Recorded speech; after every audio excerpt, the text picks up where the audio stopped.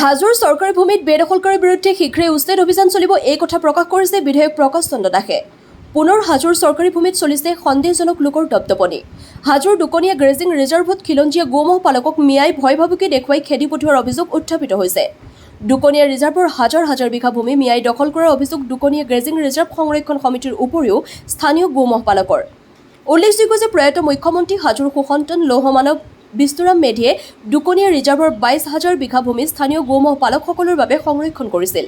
সম্প্ৰতি একাংশ মিয়াই অবৈধভাৱে দুকনীয়া গ্ৰেজিং ৰিজাৰ্ভৰ ভূমি দখল কৰি খেতি বাতি কৰি অহাৰ লগতে নিগাজী কৰি থাকিবলৈ লোৱাত হাজাৰ হাজাৰ বিঘা ভূমি সংকুচিত হৈ পৰিছে, যাৰ ফলত এতিয়া অস্তিত্বৰ সংকটত পৰিছে দুকনীয়া গ্ৰেজিং ৰিজাৰ্ভৰ লগতে খিলঞ্জীয়া গোমহ পালকসকল। দুকনীয়া গ্ৰেজিং ৰিজাৰ্ভত চলা অবৈধ বেদখল শীঘ্ৰেই উচ্ছেদ কৰা হ'ব বুলি হাজো শুৱালকুছি বিধানসভা সমষ্টিৰ নৱনিৰ্বাচিত বিধায়ক প্ৰকাশ চন্দ্ৰ দাসে জানিবলৈ দিছে। সম্প্ৰতি দুকনীয়া ৰিজাৰ্ভত চলা মিয়াৰ আগ্ৰাসন বন্ধ কৰি গোমহ পালকসকলৰ নিৰাপত্তা সুনিশ্চিত কৰাৰ দাবী জনাইছে স্থানীয় লোকসকলে। হাজোৰ পৰা কমলাকান্ত দাসৰ ৰিপৰ্ট AIN লাইভ। 4 নম্বৰ যিখিনি দুকনীয়া গ্ৰেজিং ৰিজাৰ্ভ আছে এতিয়া সন্দেহজনক নাগৰিকৰ আগ্ৰাসন চলিছে।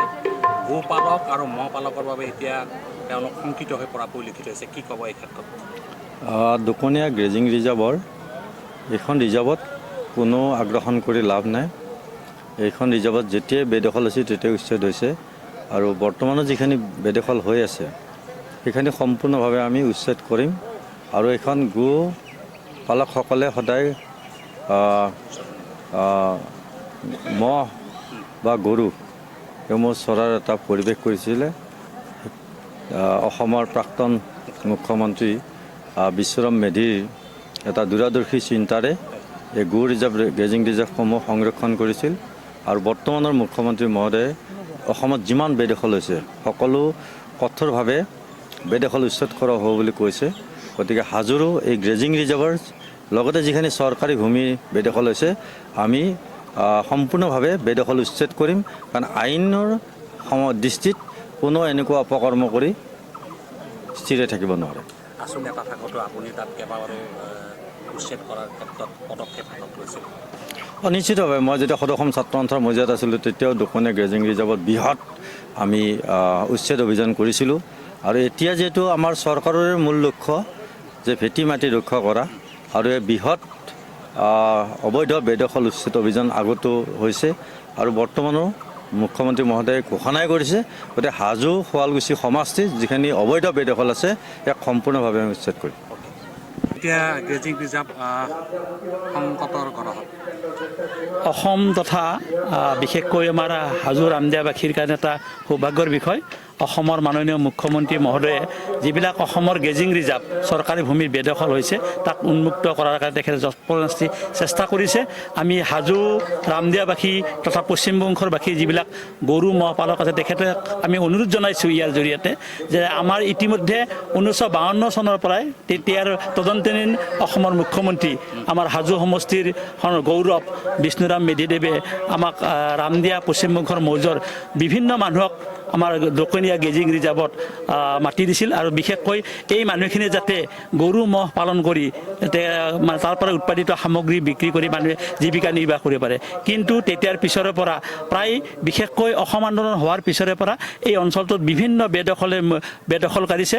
আমি আৰু যিখিনি মানুহ আহিছে সেইখিনি কেনেধৰণৰ মানুহ নাজানো, মানে মুখ্যমন্ত্ৰী বা আমাৰ বৰ্তমান সময়ত যে অচিনাকি মানুহে ভৰি পৰিছে তাৰ কাৰণে আমাৰ গৰু মহ পালক হিচাপে পালন কৰাৰ কাৰণে যথেষ্ট অসুবিধা হৈছে।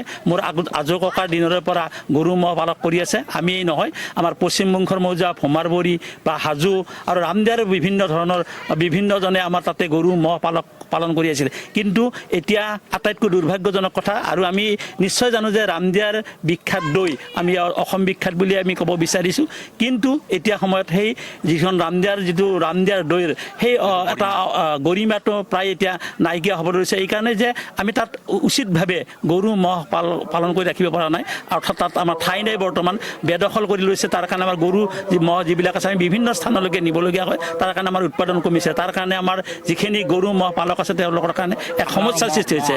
আমাৰো আছে মহ, মোৰ দেউতাৰ পিছত মোৰ সৰু ভাইটিয়ে তাত কৰে, ময়ো তাতে এটা অংশীদাৰেই গৰু মহ পালক হিচাপে। গতিকে এইটো এটা আমি দুৰ্ভাগ্যজনক। অসমৰ মাননীয় মুখ্যমন্ত্ৰী মহোদয়ক আমি অনুৰোধ জনাইছোঁ আৰু সৌভাগ্যৰ বিষয় নহয় আমাৰ যিগৰাকী ব্যক্তি বৰ্তমান নিৰ্বাচিত হৈছে তেখেত এগৰাকী আচলতে বিপ্লৱীয়ে আৰু জনসাধাৰণৰ মাজত সদায় থাকে তেখেতে মাননীয় প্ৰকাশ চন্দ্ৰ দাসদেৱ তেখেতে যথেষ্ট নিশ্চয় ইয়াৰ ক্ষেত্ৰত পদক্ষেপ গ্ৰহণ কৰিব বুলি আমি আশা কৰিছোঁ দোকানে গ্ৰেজিং ৰিজাৰ্ভ অস্তিত্বৰ সংকটত এইটো এটা মাৰাত্মক ব্যাধিত পৰিণত হৈছে যে মঙলপাৰাৰ চৰ অঞ্চলৰ দোকানীয়া চৰ তাৰপিছত আমাৰ বিভিন্ন চৰসমূহত অসমৰ বিভিন্ন ঠাইৰ পৰা অচিনাকি ব্যক্তিসকলে আহি গো ৰিজাৰ্ভবিলাক দখল কৰি বেদখল কৰি তেওঁলোক ঘৰ বান্ধি দখল কৰিছে গতিকে এই বেদখলমুক্ত যিবিলাক আমাৰ ভূমি আছে এই ভূমিসমূহ অতি শীঘ্ৰে অসম চৰকাৰে মুক্ত কৰি অসমীয়া সুৰক্ষিত কৰাৰ কাৰণে মই আহ্বান জনাইছোঁ লগতে এই আহ্বানৰ জৰিয়তে আমাৰ যিটো স্থানীয় বিধায়ক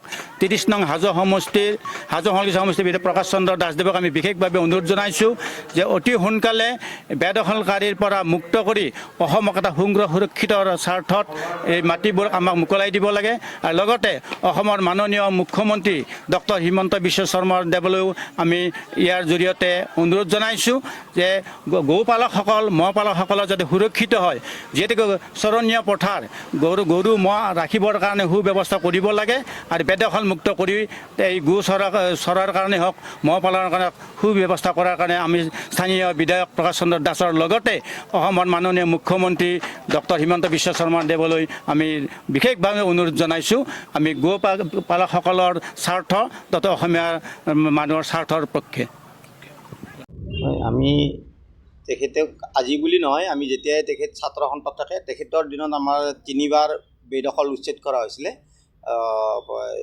তেখেতে আমাৰ এই ছাত্ৰ সন্থাত আছিলে আমি তেখেতক তেতিয়াৰ পৰা আমি দোকনীয়া গেজিং ৰিজাৰ্ভৰ অৱগত কৰি থাকোঁ তেখেতে আমাক বহুতখিনি হেৰি কৰি দিছে কাম কৰি দিছে তেখেতে কিন্তু আজি তেখেতক আমি আমাৰ স্থানীয় বিধায়ক হিচাপে তেখেতক সম্বৰ্ধনাটো জনালোঁ আমাৰ সেইটোৱে আমাৰ হেৰি কৈছিলে আৰু তেখেতে আশ্বাস দিছে যে আমাক যি ৰিজাৰ্ভ হৈ থাকিব পিজিআৰ সদায় পিজিআৰ হৈ থাকিব তাত কোনো মানুহক থাকিব দিয়া নহ'ব তাতে তেখেতে এতিয়াও বেদখল হৈ আছে কিন্তু এটা কথা কি হৈছে চাওক মই আপোনালোকক ৰামদিয়াত যিদিনাই আমি যাওঁ সিদিনাখনেও মই কৈছোঁ এইটো কথা ধৰক একাংশ আমাৰ মানুহ মিয়াৰ লগত লগ লাগি কেইটামান টকাৰ বিনিময়ত এই কামবিলাক কৰি আছে আমি আমাৰ মানে ধৰক তাতে খিলঞ্জীয় আমাৰ মানুহ ধৰক তাতে কিছুমান মানে পাম খাইছে দালাল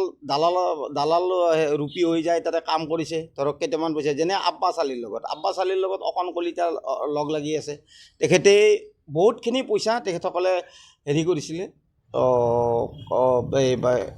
তুলিছিলে আৰু তেখেতসকলৰ কিন্তু হাইকোৰ্টৰ তাতে নাম নাই নহ'লেও কিন্তু তেখেতসকলে গোটেইখিনি কাম জড়িত আছে আৰু মই অলপতে SDC মহোদয়ক এখন দৰখাস্ত দিছোঁ মই তেখেতক যি অকণ কলিতা হিতেশ মেধি এই আব্বাছ আলী আশ্ৰফ আলী আৰু এই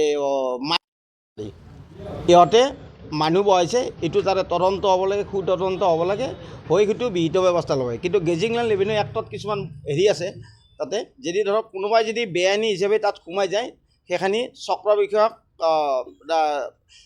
পাৱাৰ দি থৈছে তেখেতে ওলাই দিব পাৰে মানুহখিনিক কিন্তু এতিয়ালৈকে তেখেতে কোনো হেৰি কৰা নাই সেইকাৰণে আজি আমি SDCক লগ কৰিম আমি আৰু পুনৰ আজি এখন দৰখাস্ত দিম তেখেতে কি ব্যৱস্থা কৰে তেখেতে যদি কোনো ব্যৱস্থা নকৰে তাতে মুঠ কিমান মাটি আছে বৰ্তমান কিমান দখল হৈ আছে আমাৰ ধৰক তাতে অল টোটেল আপোনাৰ 22,000 বিঘা মাটি আছিলে আমাৰ তেখেতসকলৰ হেৰি মতে আৰু ৰেকৰ্ড মতে 22,000 বিঘা মাটি আমাৰ ধৰক তাতে এতিয়া প্ৰায় 12,000 বিঘামান মাটি আমাৰ হেৰি ৰিজাৰ্ভত আছে আৰু এইখিনি বেদখল হৈ আছে আপোনাৰ 10,000 বিঘা মাটি বেদখল হৈ আছে আপোনাৰ ধৰক 4 নম্বৰ দোকনীয়াত কি কৰিছিলে তেখেতসকলে আমাৰ SDC আগৰ যিজন SDC আছিলে এটা ৰিপৰ্ট এটা পঠিয়াই হাইকোৰ্টৰ পৰা ৰিপৰ্ট এটা খুজিছিলে যে আপোনাৰ 4 নম্বৰ দোকনীয়াত কিমান মাটি আছে 1 নম্বৰত কিমান আছে 2 নম্বৰত কিমান আছে 3 নম্বৰত কিমান আছে আপোনালোকে দিয়ক 4 নম্বৰত টোটেলি মাটি নাইকিয়া কৰি থৈছে কাৰণ মই তাতে জানো 96 চনত সেই সময়ত চৈতন্যনাথ তালুকদাৰ থাকোঁতে মই বেদখল হেৰি কৰিছিলোঁ আৰু মোৰ তাত গোটেইখিনি নথি পত্ৰ আছে মই আগতে লৈ লৈছোঁ নথি পত্ৰখিনি চক্ৰ বিষয়ৰ দ্বাৰাই কিন্তু মই জনাত সিদিনানে আমাৰ অতিৰিক্ত উপায়ুক্তই মোক কৈছে নাই যি মাটিত নাথাকা বুলি কৈছে গোটাই মাটি আছে তাতে, এইটো মিছা কথা কৈছে তেখেতসকলে হেৰি কৈছে, সেইটো দিয়ে মণ্ডলে ৰিপৰ্ট। আমি বাৰ কৈছোঁ যিজন মণ্ডল তাতে দিব দোকনীয়াত PGRত যিজন মণ্ডল দিব ভাল মণ্ডল দিয়ক, তেওঁ জানো কোনো পইচা টইচা নাখায় সেনেকুৱা মণ্ডল দিয়ে। কিন্তু এতিয়া যিটো মণ্ডল দি দিছে থৈছে তেখেতেতো আমাৰ লগত কথাই নাপাতে। তেখেতে লক্ষ্মণ না কিবা কেনেকুৱা, মই সিমান ভালকৈ নামটো নাজানো। এই দোকনীয়াৰ যিজন মণ্ডল আছে তেখেতে আমাৰ লগত কথা নাপাতে আৰু তেখেতক আপোনালোকৰ জৰিয়তে তেখেতক অতি সোনকালে আঁতৰাব পাৰে। কিবা কেছ ৰুজু কৰিছে 4টা? 4টাকে নহয়, সমুদায় 5টা কেছ ৰুজু কৰিছে তেখেতসকলে।